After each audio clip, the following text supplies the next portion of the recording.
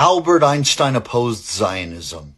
That's right, the German Jewish physicist who fled Nazi Germany in the 1930s and became arguably the most famous scientist of all time opposed Zionism. Einstein himself visited Palestine in 1923, and while he was there, he supported the idea of a Jewish homeland, but also emphasized the need for a binational future.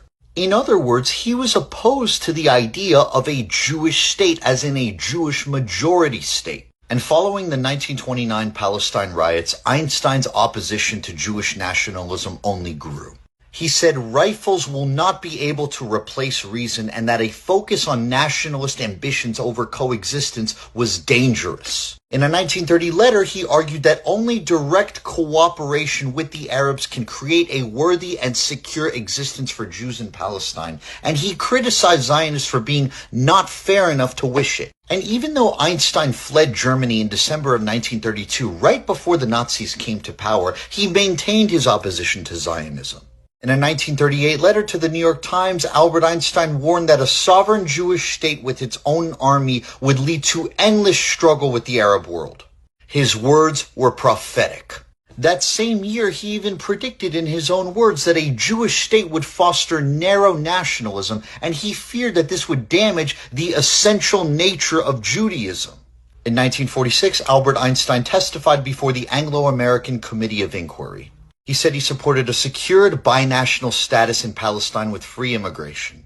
He completely understood that it defied common sense to build a Jewish state in Palestine because Jews were a minority of the population. They were only 30%. In 1948, an organization called the American Friends of the Fighters for the Freedom of Israel sent Einstein a letter asking for his support. He sent a response on April 10th of 1948, the day after the massacre at Deir Yassin.